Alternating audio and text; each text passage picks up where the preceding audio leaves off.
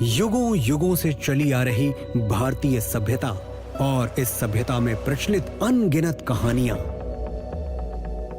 हमारे पूर्वज कौन थे, हमारे संस्कार, संस्कृति, इनका उद्गम कहां से हुआ, आजादी के पीछे भी कितनी अनकही गाथाएं होंगी। और आज जो हम एक स्वतंत्र, सबल और सक्षम देश हैं, इसके पीछे भी तो कोई कारण होगा। इन सभी कहानियों की गवाही देती है हमारी हर धरोहर। तो क्या जरूरी नहीं कि इन धरोहरों को संजो के रखा जाए? क्या ये जरूरी नहीं कि हमारी आने वाली पीढ़ियां इन्हें जाने और इन पर गर्व करें? है ना? पर क्या कोई है जो ये जिम्मा उठा रहा है? क्या कोई है जो इन्हें वो सम्मान दे रहा है जिसकी ये हमेशा से हकदार थी? नमस्कार, मैं काम्या जानी ले जा रही हूँ आपको एक नए भारत के सफर पर, जहाँ इसकी आत्मा, इसकी संस्कृति, अध्यात्म और सभ्यता को नए सिरे से सहेजा जा रहा है। सोमनाथ से लेकर केदारनाथ तक देखेंगे भारतीय संस्कृति के पुनर्निर्माण की कहानी। धोलावीरा से लेकर पुराने किले तक जुड़ेंगे प्राचीन भारतीय सभ्यता के साथ। और अंडमान निकोबार से लेकर दिल्ली तक नमन करेंगे उन नेशनल हीरोज को जिन्होंने आजाद भारत की नींव रखी।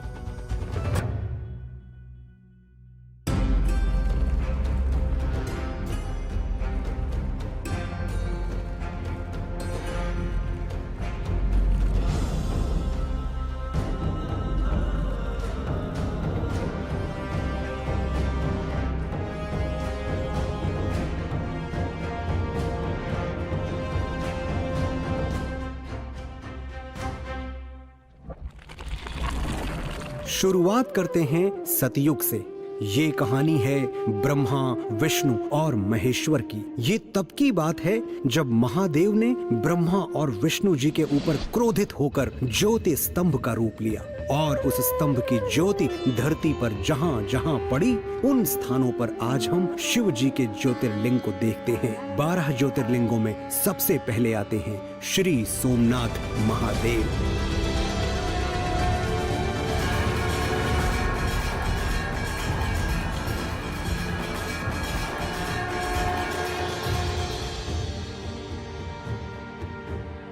देश के एंशिएंट और प्रोमिनेंट मंदिरों में से एक, an architectural marvel, the first of the 12 ज्योतिर्लिंगास, this is Somnath धाम। ये मंदिर रेजिलियंस की कहानी कहता है, भारत की कहानी कहता है। 17 बार तोड़े जाने के बाद भी आज सोमनाथ मंदिर का ध्वज गर्व से लहराता है।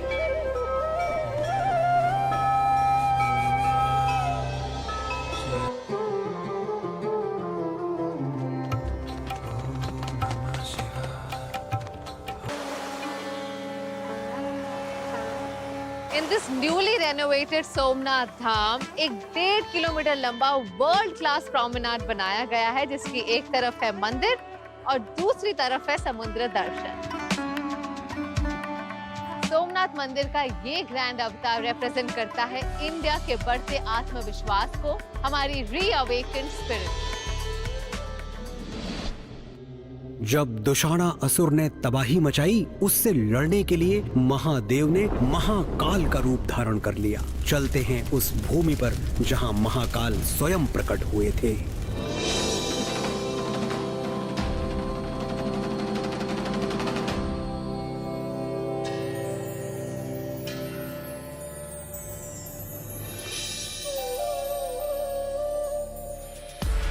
चाहे स्कंद पुराण हो या कालिदास का मेघदूत, महाकालेश्वर मंदिर का वर्णन हर जगह बड़े डिटेल में मिलता है।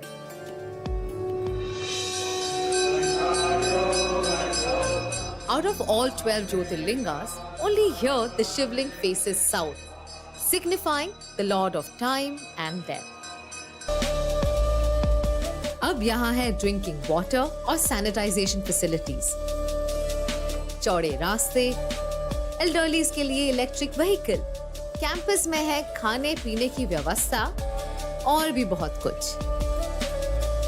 साथ ही भक्तों की सुविधा के लिए हर इंस्टॉलेशन और स्कल्पचर के आगे टेक्नोलॉजी को पिरोया गया है। महाकालेश्वर धाम आकर सच में ऐसा लगता है जैसे समय और मृत्यु से परे भी एक शक्ति है जिसकी कृपा दृष्टि हम सब पर हमेशा बनी रहती है। जय महाकाल।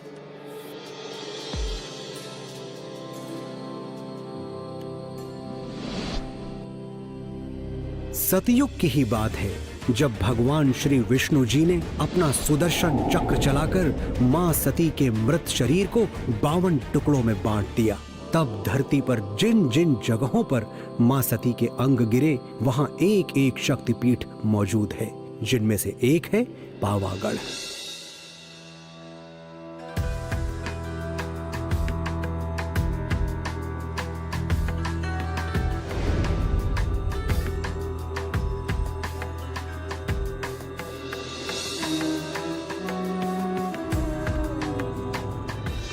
पावागढ़ देश के 52 शक्तिपीठों में से एक है। 15th सेंचुरी में गुजरात के छठे सुल्तान महमूद बेगड़ा ने इस मंदिर का शिखर तोड़ दिया और यहाँ 500 सालों तक ध्वजा नहीं लहरा पाई। माता की जय।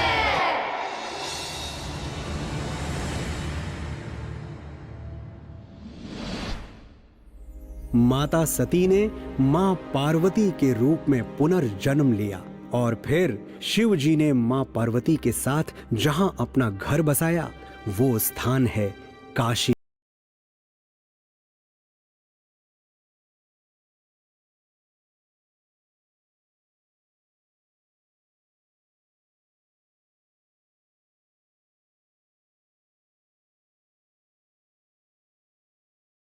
जीवन मरण के चक्र से मुक्त होकर अगर किसी को मोक्ष प्राप्ति करनी है तो उसका रास्ता केवल एक जगह पर ही मिल सकता है, बनारस।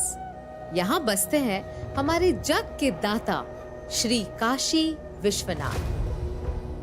मंदिर के चारों ओर इतनी संकरी गलियां, गंदगी और अव्यवस्था हुआ करती थी कि श्रद्धालुओं का तीर्थ यात्रा पवित्र मन से करना दूभर हो जाता। ऐसा कायाकल्प हुआ कि इसे मिला वो ग्रैंड अवतार जिसका काशी विश्वनाथ धाम हमेशा से हकदार था। अब काशी मंदिर सीधा ललिता घाट से जुड़ा 20 फीट चौड़े कॉरिडोर के साथ मंदिर को अपना एक ग्रैंड कोर्टयार्ड भी मिला है। काशी विश्वनाथ मंदिर के कंप्लीट ट्रांसफॉर्मेशन से इस ऐतिहासिक और पौराणिक टेम्पल को मिली है वर्ल्ड क्लास अमेनिटीज जो देश के स्पिरिचुअल कैपिटल काशी को एक वर्ल्ड क्लास स्पिरिचुअल डेस्टिनेशन भी बनाएगी।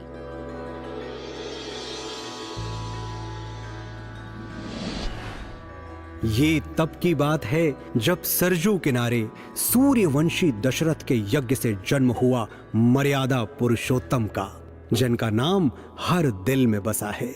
चलते हैं उनकी पवित्र जन्मभूमि पर मोक्षदायिनी श्री अयोध्या पुरी।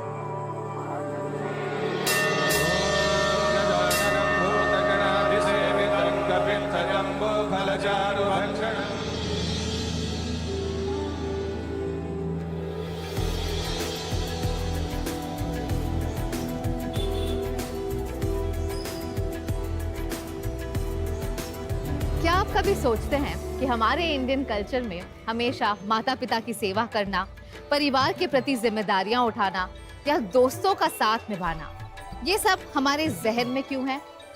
इन मूल्यों की नींव रखी भगवान श्री न सिर्फ एक आदर्श पुत्र, पति या भाई थे, वो एक संपूर्ण मानव जीवन के प्रतीक थे। और आज हिंदुस्तान दुनिया भर में अपने इन्हीं वैल्यूज के लिए जाना जाता है। भगवान राम ने अयोध्या पर कई सालों तक राम राज्य चलाया, जो कि आज भी एक आदर्श और सुनहरा काल माना जाता है। इस राज्य में ना कोई ऊंचा था, ना कोई नीचा।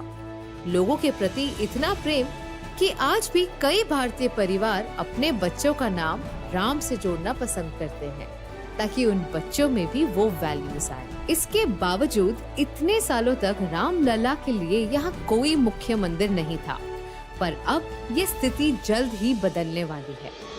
अयोध्या में बन रहे इस ग्रैंड मंदिर का सिर्फ एक ही मकसद है, हमारे प्रभु श्री राम को उन्हीं के जन्म स्थान में उचित सम्मान देना।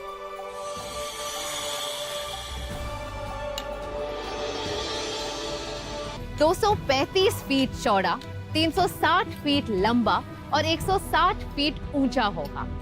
एक बार पूरा होने के बाद ये दुनिया का तीसरा सबसे बड़ा हिंदू मंदिर होगा। मंदिर के ग्राउंड फ्लोर पर होगा गर्भगृह और फर्स्ट फ्लोर पर प्रभु श्री राम का दरबार बनाया जाएगा।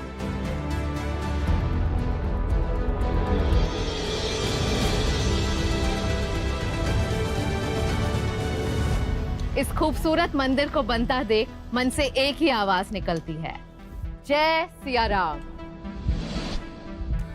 और अब हम आरंभ करते हैं द्वापर युग की वो महागाथा जिसका नाम है महाभारत। कहा जाता है कि महाभारत की लड़ाई के बाद पांचों पांडव चारों तरफ हुए मृत्यु के तांडव से बहुत दुखी थे। इस व्यथा से मुक्ति पाने के लिए उन्होंने भगवान शिव को ढूंढना शुरू किया ताकि उनके आशीर्वाद से उनका मन शांत हो सके। तब महादेव ने उन्हें यहीं इसी स्थान पर दर्शन दिया।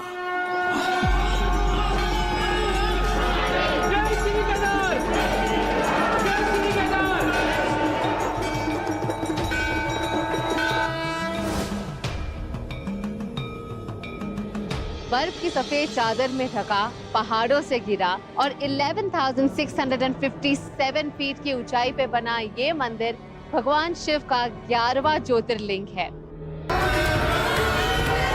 2013 की भयानक बाढ़ ने यहाँ ऐसी तबाही मचाई कि लैंडस्लाइड से यहाँ के घर, बिल्डिंग्स और दुकानें पानी में बह गए। 6,000 से भी ज्यादा लोगों की जानें गईं। हालांकि केदारनाथ के मुख्य शिवलिंग डैमेज होने से बच गई, पर बारिश और लैंडस्लाइड ने इसके कैंपस को काफी नुकसान पहुंचाया। लोग तो ये भी कहने लगे थे कि इस मंदिर का दोबारा खड़ा हो पाना अब मुश्किल है। 2013 में केदारनाथ धाम की पुनर्स्थापना की मांगों को पूरी तरह अनदेखा किया गया था, लेकिन 2014 में जब मोदी जी प्रधानमंत्री बने तो लोगों की आस फिर से जागी। क्योंकि इन पहाड़ों से मोदी जी का नाता पुराना है, तो ये स्वाभाविक था कि उन्होंने इसके जीर्णोद्धार का बीड़ा उठाया। केदारनाथ धाम का नया रूप दर्शाता है नए भारत को, जो अपनी पहचान को न सिर्फ अपना रहा है बल्कि उस पे गर्व भी कर रहा है।